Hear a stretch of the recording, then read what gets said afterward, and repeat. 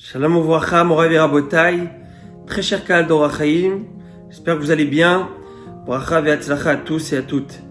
Alors d'abord, la première et bonne nouvelle, c'est que le gouvernement Legault a permis de réouvrir les synagogues dès le 7 février. Donc je l'espère que dès la première tefila, on va se retrouver, non pas qu'un minyan, mais plusieurs minyanim, que la synagogue soit Bezat Hashem pleine de prieurs et de fidèles en bonne santé. La paracha de cette semaine, parachat Mishpatim, une paracha qui est riche et dense en mitzvot, des mitzvot qui sont d'ordre ben adam lachavero, d'ordre de relation horizontale entre moi et mon prochain, des mitzvot qui vont régir la société. La Torah va légiférer, va donner toutes les règles concernant les litiges, les problèmes pécuniaires, les dommages, intérêts, etc. Une grande majorité de ces mitzvot sont dans le paracha. Si je ne m'abuse, 52 mitzvot à ce sujet. La paracha, au départ, va parler, le thème de la paracha, ça va être les serviteurs et les esclaves, toutes les lois et le statut de ces esclaves et serviteurs juifs. Ce qu'on appelle Eved Ivri, c'est pour le serviteur juif, et pour la servante juive, on l'appelle Ama Ivriya. Alors on va apprendre ensemble ces règles. Et on va essayer de donner un petit chidouche à ce sujet que j'ai eu l'occasion d'écouter au nom de Rav Shlomo Levinstein. Avant d'arriver à cela, juste pour vous dire que dans le Talmud, il va y avoir trois grandes masertotes traitées qui traitent du sujet des dommages, intérêts, tout ce qui va être les lois par exemple d'héritage, etc. Alors Baba Kama, Baba Metzia, Baba Batra, ce sont les trois masertotes qui parlent de cela. Baba Kama veut dire première porte, Baba Metzia celle du milieu, et Baba Batra c'est la dernière. C'est divisé en trois parties. Donc toutes ces lois sont divisées en trois parties dans ces Gemarot. La Gemara va nous dire, avant d'entrer à la Gemara, plutôt la Torah va nous dire qu'une personne qui va acheter un serviteur juif, ou parce qu'il va voler cet homme, il n'a pas de quoi payer et rendre son vol, le tribunal va le vendre avec les sous de cette acquisition, on va payer le propriétaire de l'objet. Ou par exemple, si une personne n'a pas les moyens de quoi vivre, il cherche le gîte et le couvert, il peut travailler chez quelqu'un en se vendant comme serviteur. Alors ce n'est pas la servitude ou l'esclavagisme comme on le connaît, c'est quelque chose qui est bien plus, soft et light, et il faut faire très attention de ne pas trop surcharger de travail ce serviteur, au point où la Gemara va dire qu'on la connaît Eved, qui connaît Adon Latzmo. Toute personne qui achète un serviteur juif, c'est comme si il s'achète à lui-même un maître, parce que la Gemara va nous dire, si par exemple le maître de maison avait qu'un seul coussin, et bien ce coussin doit arriver chez l'esclave et non pas chez lui. Il buvait du bon vin, il ne peut pas le boire tout seul, il doit partager avec l'esclave, etc., etc. Donc il fallait donner à cet esclave quand même un respect minimum. Maintenant, c'est écrit que cet esclave travaillait pour 6 ans. 6 ans, et la 7e année, il était affranchi, il quittait, il rentrait chez lui. Ça, c'est par rapport au Eved Ivri, l'homme qui s'est vendu ou qui a été vendu par le tribunal. Qu'en est-il de la femme? Alors, un père, selon la Torah, avait le droit de vendre sa fille comme esclave, comme servante. Alors, c'est très étonnant, vous allez me dire, mais comment c'est possible? Alors, comme j'ai dit, il y a un respect à donner à cet employé. À la seule différence, c'est que cette employée, elle a été achetée, elle ne peut quitter le propriétaire que par des termes bien précis.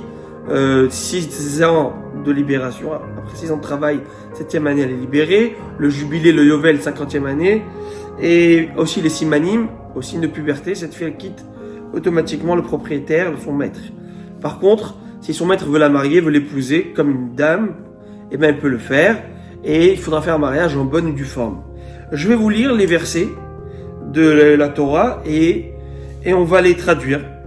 Puis après, on va essayer de donner une explication intéressante. Je vous lis Bevakasha. Ki imkor vechi imkor ish et bito leama. Et si un homme vend sa fille comme servante, lot etzeketet avadim. Elle ne sortira pas à la façon du départ des esclaves. Ça veut dire quoi? Les esclaves, pour quitter et s'affranchir de leur maître, ils ont des options de libération. La servante, elle en a d'autres, différents. Comme j'ai dit par exemple, les signes de puberté. L'homme n'a pas ces signes, cette manière de s'affranchir, de se rendre libre, tandis que la femme, elle pourra le faire. Maintenant, c'est écrit comme ça. Imra'a bene Adonea, asher lo yahada. Si elle déplaît aux yeux de son maître, qui aurait dû la destiner à lui-même, c'est-à-dire il aurait dû la marier, en fin de compte, il ne veut pas le faire. Alors il ne peut pas, il n'aura pas le pouvoir de la vendre à un homme étranger. Parce qu'en faisant ça, c'est la trahir. Vim livno ya'adena. S'il veut donc la destiner à son fils, donc le marier à son fils, kemishpat abanot yasela, il procédera à son égard selon les droits des jeunes femmes. Comme toute jeune femme qui est complètement libre, lorsque tu vas la marier, il y a une manière comment la marier, et il y a des obligations vers cette femme. Je vous lis. Vim acheret ikachlao. S'il en prend une autre, donc il va se marier avec une autre femme, et il s'est marié aussi avec celle-ci, il doit toujours l'honorer comme sa femme. C'est pas une sous-catégorie. Sheera kesuta veonata loigra. Il ne peut pas diminuer sa nourriture, son habillement et son droit conjugal. Vim shalosh eleloya, c'est là. Et si par contre il ne procède pas à son égard de cette manière, il ne la respecte pas comme il faut, en bonne et due forme, et ben elle sortira gratuitement sans argent, et ben elle est complètement affranchie, elle est libre, elle peut rentrer chez elle. Donc on voit ici qu'il y a, s'il ne veut pas la marier en fin de compte, il doit complètement la libérer, il ne peut pas la garder en captivité, si je peux dire. Donc ça c'est des explications simples. Je vous invite à voir les commentaires, le Rashi, etc., etc. Je vous rappelle une Gemara. Nous retrouvons dans Maseret Shabbat d'Af Petet une anecdote intéressante. C'est écrit que l'Ati de Lavo, à la fin des temps, Akadosh Baruch Hu va dire à Abraham, Banecha Hatuli, tes enfants, ta descendance, a fauté. Et là, Abraham va lui dire, Ribono Shalom, Imahu al Kedushat Shemecha, maître du monde, eh ben, s'ils ont fauté, ils n'ont pas été dignes de leurs obligations, et ils ont fauté envers toi, ils se sont rebellés, eh ben, Imahu al Kedushat Shemecha, qu'ils soient effacés pour la gloire de ton nom. Akadosh Baruch Hu va dire, bon, je vais aller voir peut-être Yaakov, peut-être il aura plus de compassion. Yaakov qui a connu la difficulté d'éduquer des enfants sans avoir de chamaillement, n'est-ce pas? Yosef, et vous connaissez toute l'histoire avec ses frères, donc il sait ce que ça veut dire, la difficulté et le tsar et la peine de voir ses enfants souffrir. Alors, je vais voir peut-être la meilleure proposition. Il va lui dire, tes enfants ont fauté, que dois-je faire? Donc il cherche un plaidoyer. Il va lui dire, même réponse qu'Abraham, Imahu al-Kedushat Shemecha, qu'il soit effacé, éradiqué, pour honorer ton nom. Ils ont fauté, ils ne méritent pas de vivre. On vit par Dieu, on doit vivre pour Dieu. S'il ne le fait pas, il n'a pas rempli son contrat. Akadosh Baruch Hu va dire, ni le grand-père et ni le petit-fils ne m'ont donné un bon conseil, une bonne idée. Je ne suis pas satisfait de cette réponse. Il ira voir Yitzhak, il va lui dire la même chose, tes enfants ont fauté, et là Yitzhak va dire comme ça, il va prendre la défense du peuple juif. Ribono shel olam, banai velo banecha, ce sont mes enfants et non pas les tiens. N'oublie pas qu'ils ont dit Naaseh Venishma.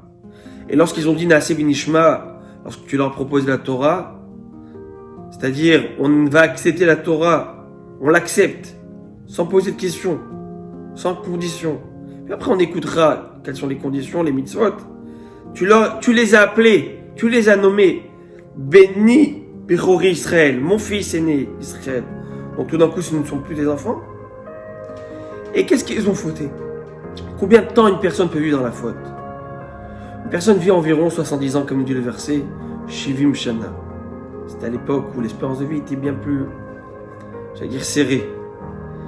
70 ans. Nous savons que Akadosh Baruch Hu ne juge pas dans le tribunal, aux yeux du tribunal céleste, avant 20 ans. Certes, dans le tribunal terrestre, c'est depuis 13 ans, mais dans le tribunal céleste, on commence à 20 ans. Alors sur 70 ans, tu enlèves 20 ans, il reste 50 ans. 50 ans, tu enlèves 25 ans de nuit, moitié de la nuit. Qu'est-ce qui reste en journée? 25 ans de journée de faute possible et plausible. Sur ces 25 ans, tu enlèves la moitié. Pourquoi? Tslouye, Mechal, Betakissé. Les prières, la nourriture, la toilette. Au moins la moitié, une personne perd son temps avec cela. Quand je dis perd son temps, c'est-à-dire qu'il utilise son temps avec cela. La prière, on ne peut pas perdre le temps avec. Et donc, qu'est-ce qui reste? Sur ces 25 ans, il reste 12 ans et demi de fautes possibles, plausibles. Alors si c'est comme ça, ou que tu les prends tous, surtout à Kadosh Baruch Hu, et tu dis ça va, on va pardonner ces 12 ans et demi. Donc il a dédramatisé la situation. Ou sinon, on fait moitié-moitié. Je prends sur moi la moitié de leur Averot, et toi tu prends leur à moitié. Et si tu ne veux pas, je prendrai tout, et moi je me suis déjà sacrifié pour toi. Souviens-toi à la Kedat Yitzhak, au moment de la ligature d'Yitzhak. Alors, Morav et Rabotai, d'abord, première question que demande le Ben Ish Chai, qui est intéressant. On ne s'attend pas d'Abraham Avinu, l'homme du Chesed, ni Yaakov, ces hommes si bienveillants, nos patriarches. On ne s'attend pas d'une réponse pareille qui soit effacée pour l'honneur de ton nom. Alors, selon le Ben Ish Chai, ce que j'ai entendu, c'est que Abraham et Yaakov n'ont pas dit à Kadosh Baruch Hu Haz v'Shalom de détruire le Ham Israël. Ce n'est pas ça qu'ils ont dit. Mais ils ont dit à Kadosh Baruch Hu, Hachem, ton peuple, même si parfois malheureusement ils t'oublient et ils sont embourbés dans leurs fautes et on a l'impression qu'ils t'ont complètement oublié, mais que tu saches, Imahu akedushat shemecha. Lorsqu'ils sont en phase, j'allais dire d'extermination, lorsqu'on leur cause des problèmes parce qu'ils sont juifs, et on veut effacer, annihiler le nom du Ben Israël, alors il n'oubliera jamais de chanter, de crier le Shema Israël. On a vu dans toute l'histoire juive, que ce soit les pogroms, l'Inquisition, la Shoah, que l'homme Israël, même s'il ne s'identifiait pas comme religieux orthodoxe, que vous voulez, à la fin de sa vie, il a chanté, il a crié le Shema Israël. On raconte justement à l'époque de la Shoah qu'il y avait un homme qui se détacher de leur religion entièrement. Les Allemands l'ont attrapé, ils lui ont dit tu es juif, tu as du sang juif. Il a dit je n'ai rien de juif, je ne connais rien de tout ça. Je ne veux rien avoir à faire avec ces juifs.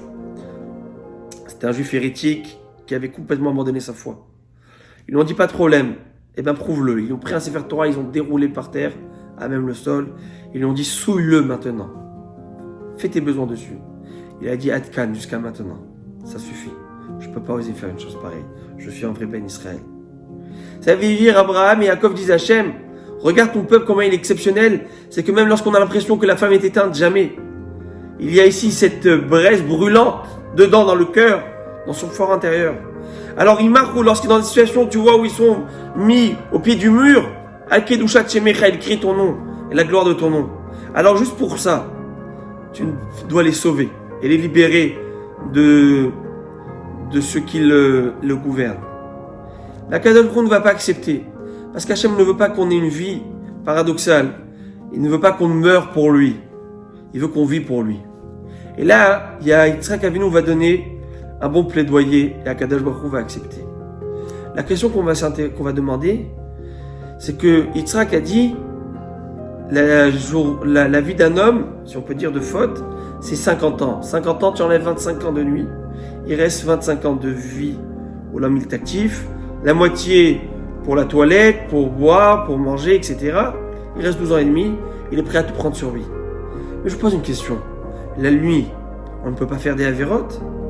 Si je me souviens bien, aux dernières nouvelles, les discothèques, c'est la nuit que ça marche. Le Yetzer Hara, il bat de très fort la nuit. Il bat son plein, sans problème. Donc les avérotes peuvent se faire la nuit. Manger, on peut manger du non cachère. Comment Yitzhak va dire, voilà 12 ans et demi pour manger, pour une toilette, etc. Même faire sa toilette, il y a des halachot, des lois dans le Shulchan Aruch. Donc comment ça se fait que Yitzhak nous dit à Kadosh Baruch Hu, tu peux leur pardonner pour ces 25 ans de nuit, pardonner pour le temps de consommation, de manger, boire, toilette, etc., etc. Mais à ce moment-là aussi, on peut fauter. Alors, l'explication du Rav Liebenstein, il rapporte le Roi Haïm dans notre paracha. En rapport avec le premier sujet que j'ai rappelé au début de la paracha. Cette servante qui a été vendue par son père. Par cet homme. Je vous lis. Kim kor ish et bito lehama. Si un homme va vendre sa fille, ish c'est qui ish, le H majuscule d'homme, c'est qui Hachem ish milchama, c'est Akadosh Baruch Hu, on peut dire. Bien sûr, Hachem n'a ni de corps ni de forme, mais c'est une métaphore. Comme Hachem est appelé dans le Haziashir, Hachem ish milchama, ainsi ici le ki im kor ish, voici qu'un homme a vendu sa fille, c'est qui? C'est Akadosh Baruch Hu qui aurait vendu son peuple, les Hama comme servante, c'est-à-dire dans l'exil. En exil.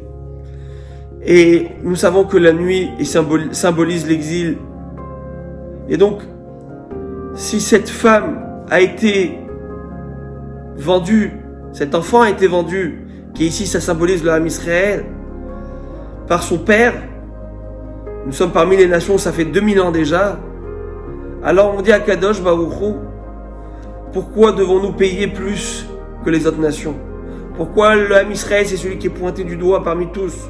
Pourquoi c'est Eretz Israël qui est pointé du doigt? Pourquoi devons-nous payer tellement? Est-ce que les autres nations sont mieux que nous? Alors, Sheera Kisuta Veonata Loigra, tu nous as vendu à un maître. Nous sommes parmi ce peuple. Et au moins, on mérite d'être affranchis. Pour quelle raison? Parce que peut-être que nous avons fauté dans notre exil, mais nous travaillons dur pour notre parnassa. Nous travaillons dur pour vivre et vivre normalement. Vous pouvez juste voir un petit peu ce qui se passe autour de nous. Toujours le Ham Israël est pointé du doigt. Et alors, nous disons à Kadosh Baruch Hu, peut-être nous avons fauté, peut-être Shalom on mérite cela, mais que tu saches, nous avons payé pour. Les autres nations ne font pas mieux que nous et ne méritent pas ce que nous on a mérité malheureusement. Alors, Im Shalosh Elelo Yasela, nous avons travaillé dur pour notre parnassa, nous sommes dans un exil qui est éreintant, qui ne s'arrête pas, on ne voit pas le bout du tunnel. Et on ne ressent plus cette relation-là qu'on devrait sentir avec son mari, entre guillemets, Akadosh Baruch Hu. Alors pour ça, tu peux pardonner les fautes du Ham Israël et envoyer ma chère Titkenu. Peut-être c'est ça l'explication par rapport à Yitzhak Avinu. La nuit, bien sûr que la nuit on peut fauter, mais la nuit ça représente l'exil. Même si le Ham Israël a fauté, pardonne-leur, parce qu'ils ont vécu un exil qui est douloureux, interminable. Ils ont souffert, le Ham Israël. Alors pardonne-leur. Ils ont souffert pour la parnassa, ils n'ont pas la vie facile. Ils galèrent aussi. Alors ça arrive qu'ils fautent, mais c'est pas fait en connaissance de cause ou avec conviction. C'est parce qu'ils sont pris dans ce pétrin là du Yetzer Hara. Et donc c'est cette magnifique explication qu'Or HaChaim dit ici dans notre paracha. Le Rav Liebenstein met en corrélation avec cette Gemara de Maseret Shabbat. On voit qu'il y a ici un grand plaidoyer, grande défense du Ham Israël. Alors on demande, voilà Parashat Mishpatim, Akadosh Baruch Hu, toi tu as mis des lois, tu as régi ta société. On te demande une chose. Ashiva shoftenu kevarishona v'yoratzenu kevatechila. Ramène tes juges, ramène le Sanhédrin, ramène le Mashiach. Roi Mashiach qui pourra nous juger comme les lois, la juridiction de la Torah.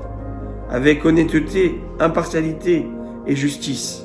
Je vous souhaite à tous et à toutes Shabbat Shalom Mevorach, Bracha et Hatzlacha.